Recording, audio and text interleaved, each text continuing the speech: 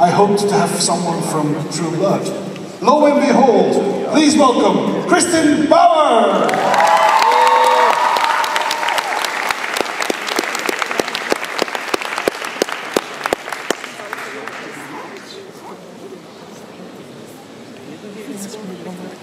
Did you just say, once upon a time, I wanted to have someone visit from True Blood? That was terrible. Was it? It was kind of, I haven't heard it before, so it was clever and that. Clever and original, but terrible. We aim to please, but we don't always succeed. I can't believe I didn't think of that myself. I'll write it down for you. Okay. Yeah, I am a little jet lagged. Right, well, welcome. Thank you. Is this your first time in Belgium? Yeah. How are you enjoying it so far? It's so pretty. Is it? Yeah, it's so beautiful. Do you still, are you used to it, or do you still see that it's beautiful? Yeah, I think you guys are used to it, huh? Everything is old. Yeah, we've got buildings in our city that are older than the whole history of the United States. That's what's crazy to us, because we don't ever see that. And also, well, there's some cities, and I think Los Angeles is like that, San Francisco is not, but where they tear down the old buildings and redo them, and just keep rebuilding. And so they don't keep even what we had from 1900. Yeah, kind of silly. But anyway, we're here to talk about you, about your aspirations, about your accomplishments. Yes. So first of all, maybe we should ask you, if that's okay with you, what is your between True Blood and Once Upon a Time? That's what you're most famous for in Belgium, I think. Which of the two did you enjoy the most, and why? I got to do True Blood longer, so that it wasn't that I enjoyed it more, but it was more like my family, my show. And Once Upon a Time, I was visiting, is the feeling, I was visiting someone else's show, and it was a lovely place to visit. But also, Once Upon a Time shoots in Canada, and True Blood shot in LA, so I got to be home. So that it was, I was very close to True Blood. And you were on True Blood longer, so you could put more into your character, you think? Yeah. Okay. But Once Upon a Time did a great job of, in a very short period of time, just half a season, having Maleficent have a full arc. So they really packed it in, which was great. Right. Now it's up to you. Questions?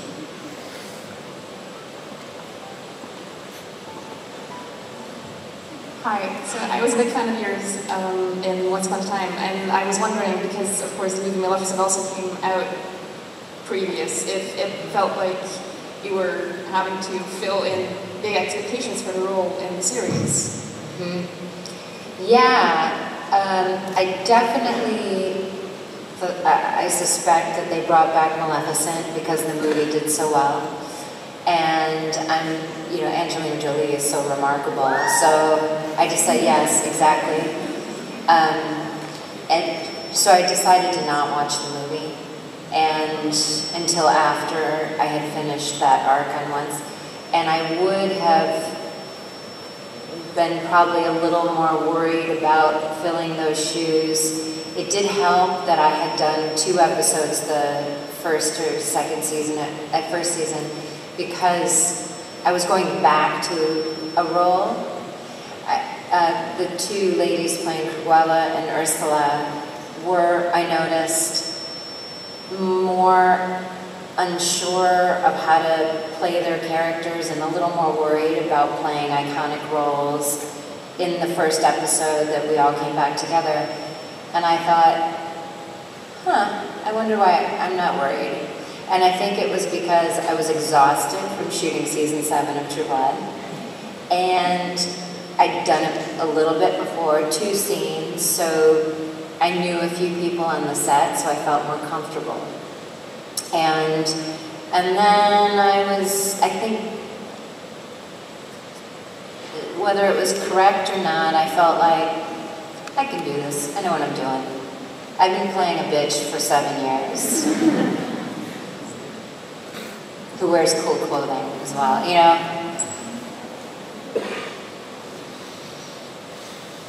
Hi.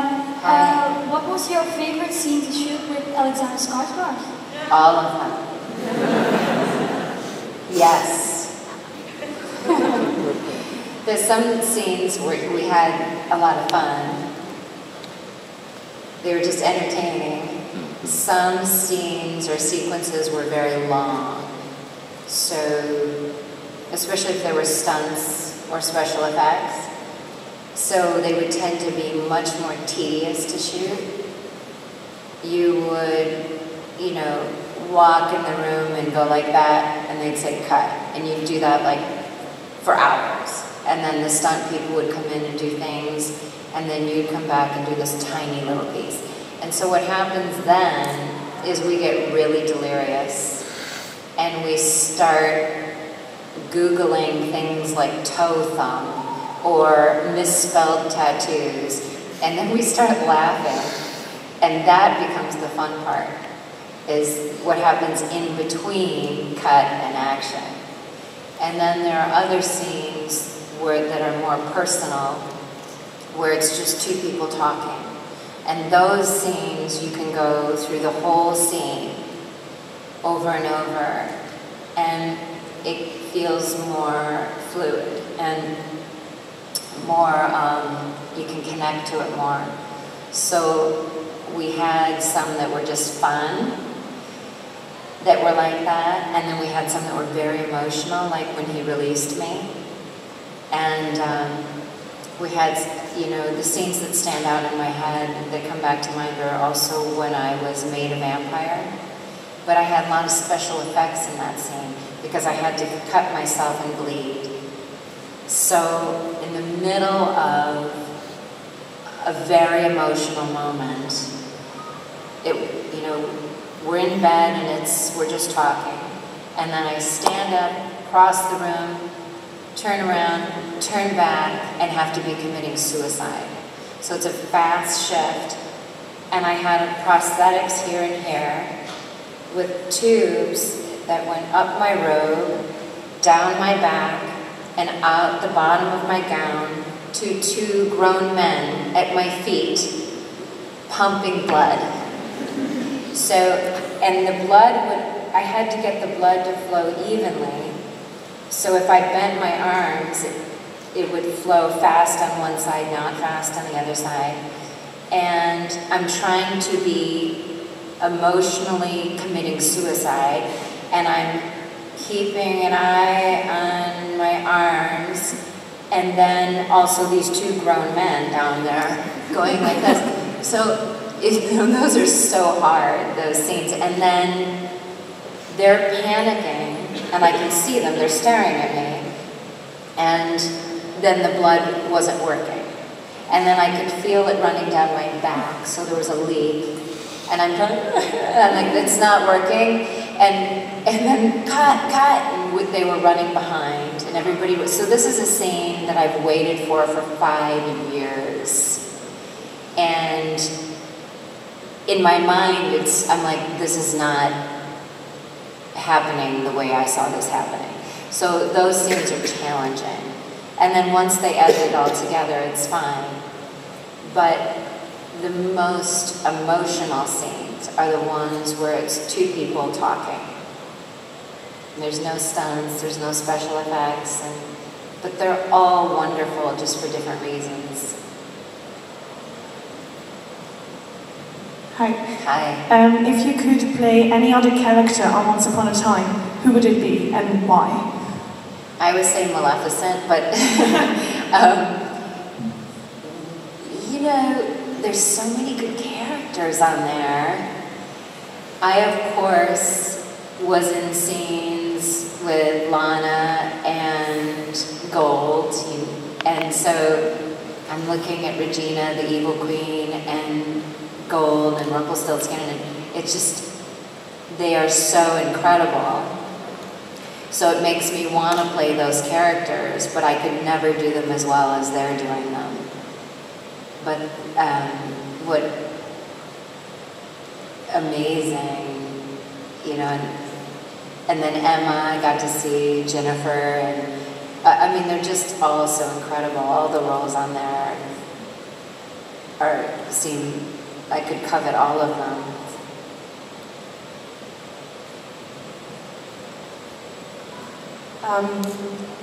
With who of the cast of Once Upon a Time are you the closest with? Well, we got, the Queens of Darkness got very close. So we had Marin, you know, Ursula and Cruella, Victoria and Lana. So the four ladies had a blast when we were together. We had so much fun. Lana has a very big laugh, and she welcomed us into her show, and we had so much fun playing with her. So we've kept in touch, the four of us. It's very nice. Hello, what is your favorite memory of Once Upon a Time and True Blood?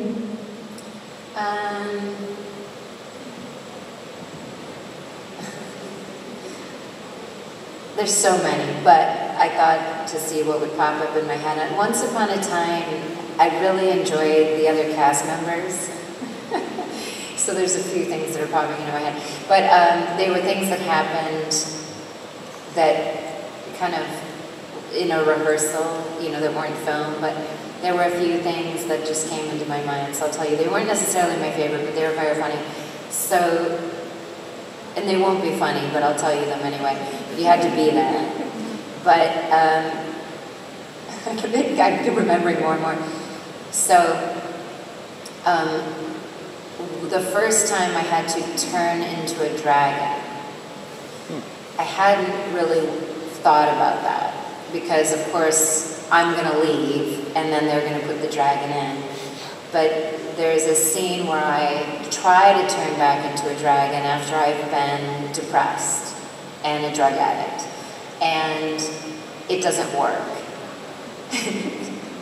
So I should have practiced when I was alone. But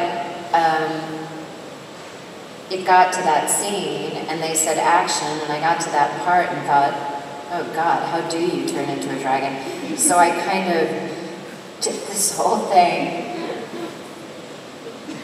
and then looked over at Lana, and I was like, yeah, it doesn't work, but it was supposed to not work.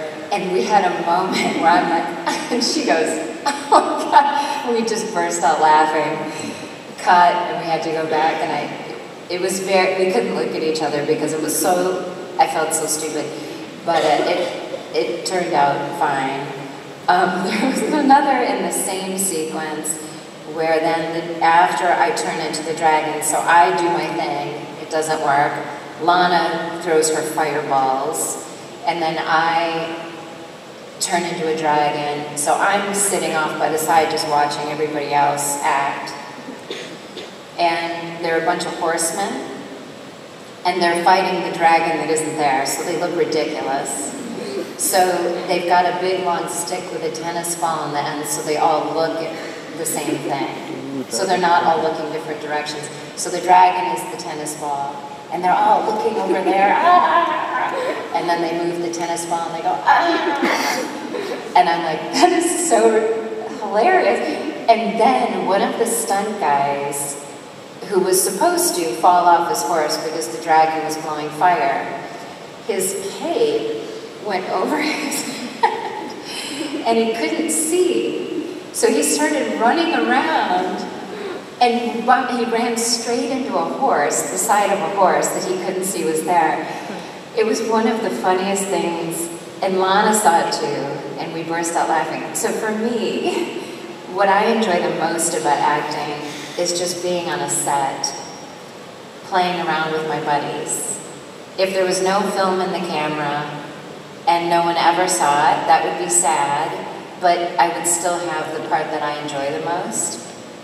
Because I'm not with you in your living rooms when you're watching it, right? So I only experience the day. And the most fun is when you can get with people who can laugh a lot. It's my favorite thing, laughing. Is there any TV show you would like to be on? Yeah.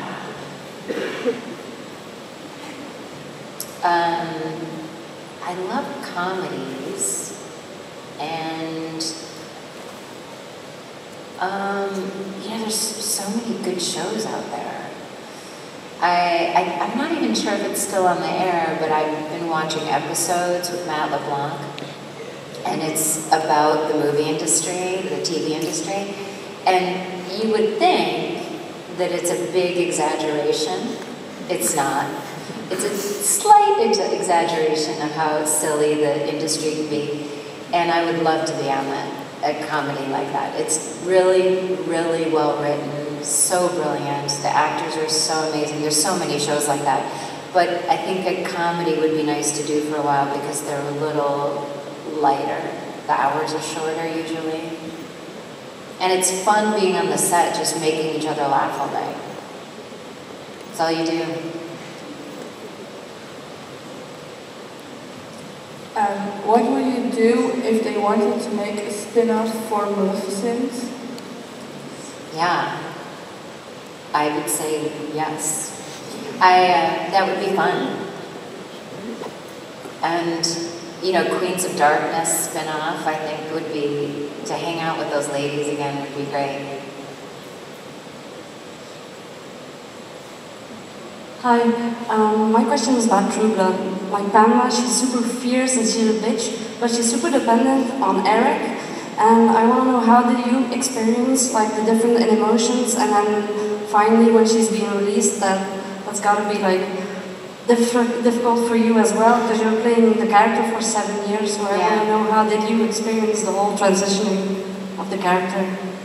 Yeah, when you start a show and you walk in and they say, this person's going to be playing your maker. Like, oh, hi, nice to meet you. And then you're like, are you Swedish? You have to get to know each other. And then even the first day that we shot all through the night, and we had a really ridiculous scene. We had to fly out of Fantasia, and it was the first time that they had done flying on the show, so we didn't really know how to do it. So they had a piece of wood, a square piece of wood, like this big, and they had put wheels on each corner, and they had a rope to pull it and a rope to stop it. And Alex and I stood on it, and they pulled us down an alley with someone with a fan to blow his wig, and ran backwards. Like, it was like a college movie. And we were on the board like, oh, it was hilarious. So we bonded pretty quickly, laughing, me, Anna, Steven, and Alex. And then over time, that continued. So it became very easy to play a connection and imagine a connection between Pam and Eric. Because, 14-hour day, you're only filming half of that, so you're just hanging out with the other 7. So I saw him more than anyone else in my life. And then once I read the scene that I was being released, I was so sad. It just really hit me. And I cried in the table read, I cried in the rehearsals, I cried when the camera was on my back. I couldn't help it.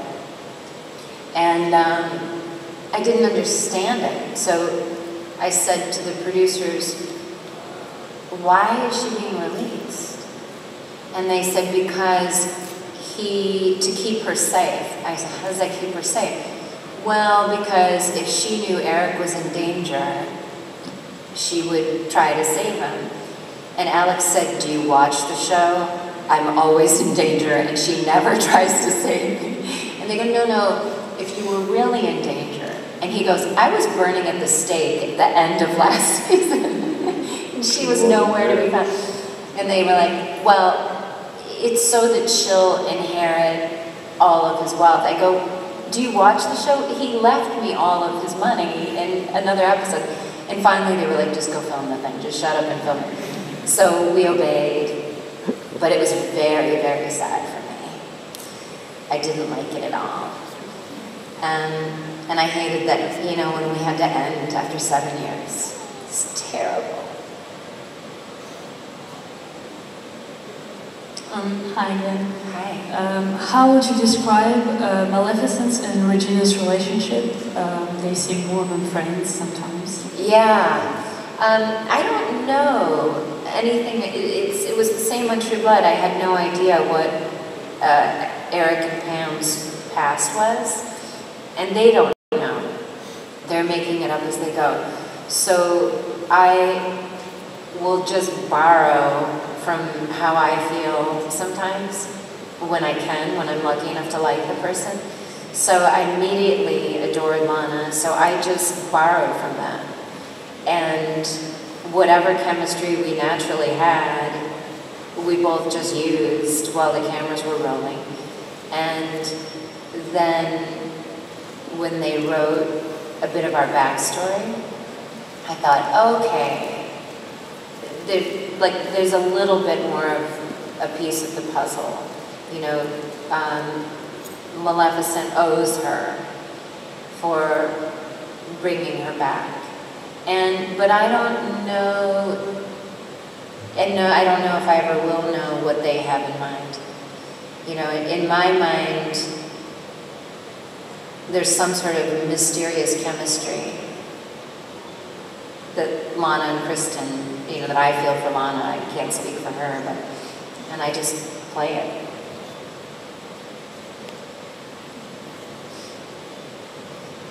How is it to play a villain and then suddenly you have to show like emotions when Maleficent was looking for her daughter? Yeah.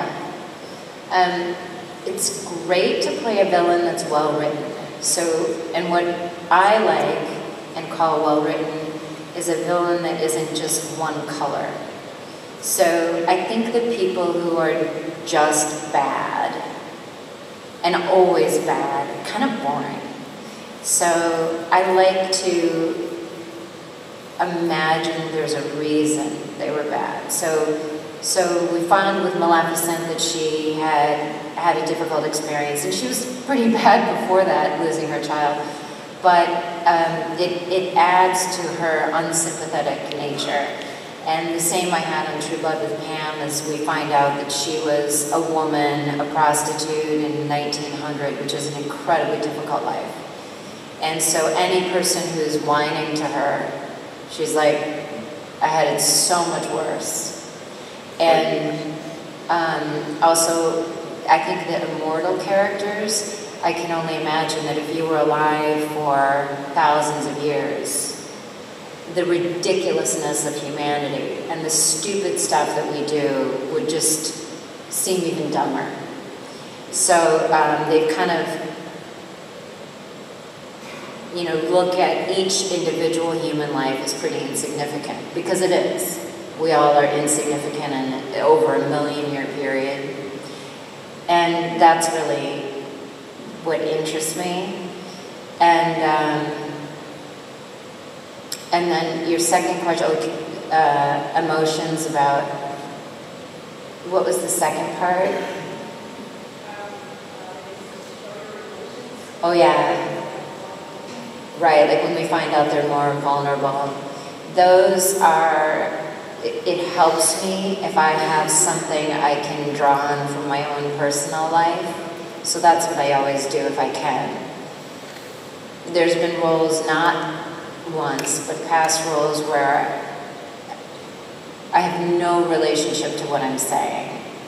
So I have to make it up. That's harder. But with Once Upon a Time and True Blood 2, I could think of things in my own life and that reminded me of that situation.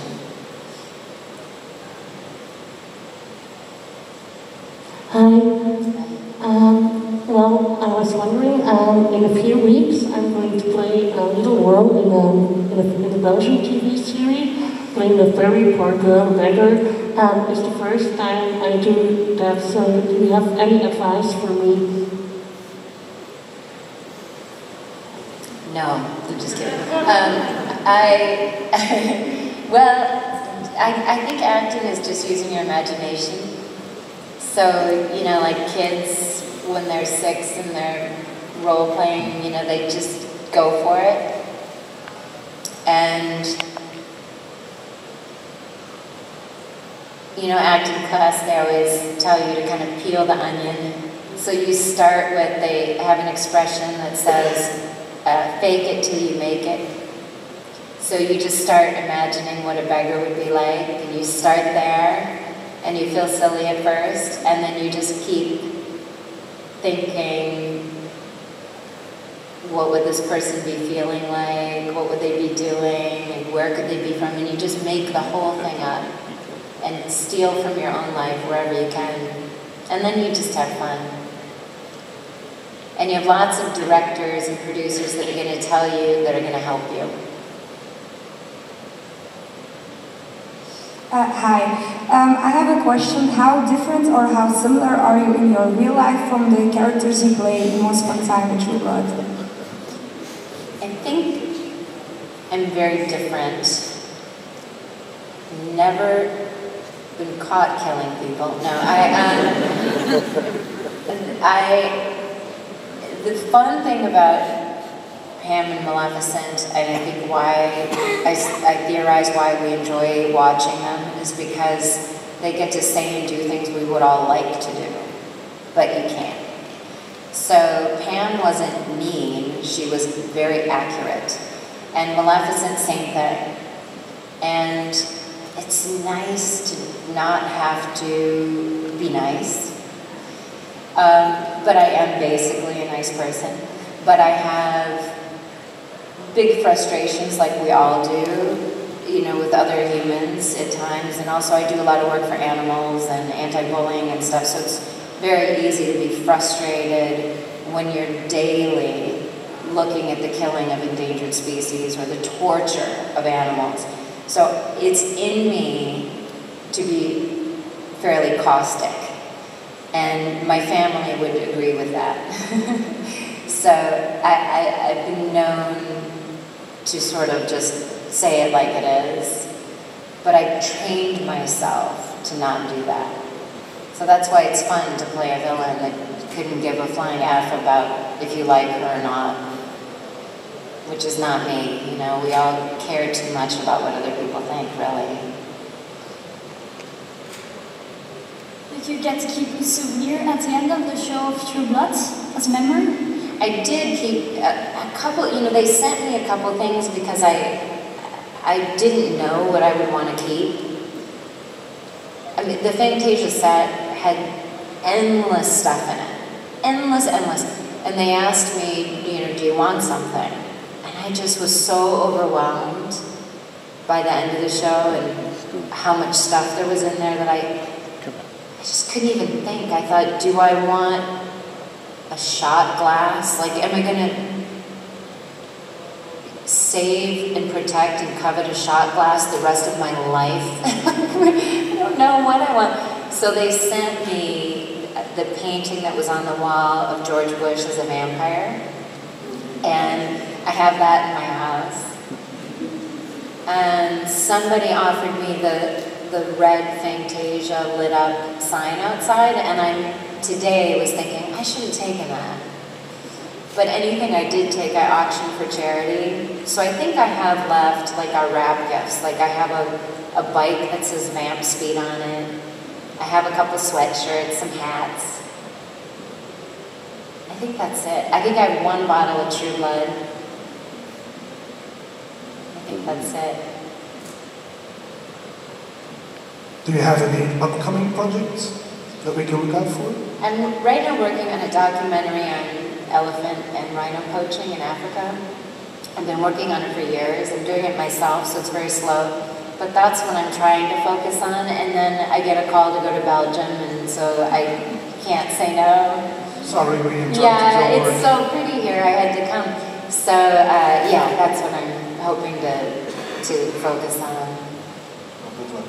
Yeah, thank you. Let me tell you that we were very happy that you accepted our invitation. Yes. Ladies and gentlemen, Kristin Bauer. Thank you.